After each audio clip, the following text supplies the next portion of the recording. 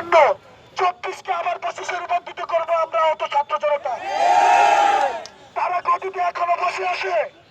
যে জানোয়ার হায়নারা হাতের চোখের পায়ের বিনিময়ে আজকে গদিতে আসে, এই জানোয়ার হায়নারা এখন পর্যন্ত কাল রাত 7টার পর থেকে সারাটা রাত রাজপথে এই আহত ছাত্র জনতা ছিল, তাদের খোঁজ খবর নেয় নাই।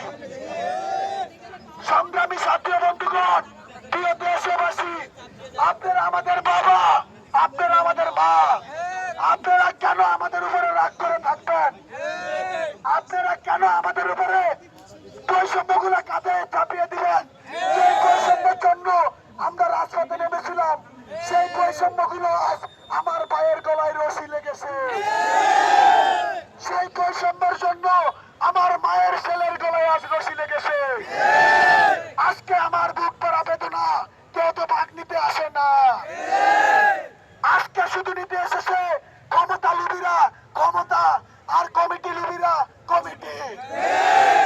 আমি শুধু একটা কথাই বলতে চাই, আহত যদি হতো, আহতদেরকে যদি ভালোবাসতো এই জাতীয় জাতির মানুষ, এই রাষ্ট্রের মানুষ, তাহলে আজকে আহতদের রাজপথে আসতে প্রয়োজন হতো না।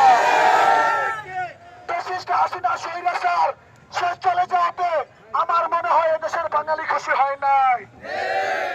তারা মনে হয় চাইতেছে যে দেশিষ্ট হাসিনা আবার নতুন করে পুনর্বাসন করুক।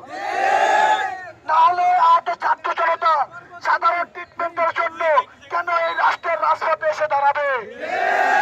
আমার ভাই কেন রশি দিয়ে আজ গলায় এখানে ঝুলে পড়তে আসছে? আমার ভাইয়ের কত কষ্ট, আমার কত জ্বালা যন্ত্রণা, এটা একবারও কি কেউ দেখতে চেয়েছিল? আমার চোখের গুলির ব্যথা, আমার হাতের গুলির ব্যথা, আমার বুক চিরে গুলি ঢুকে গেছে, সেই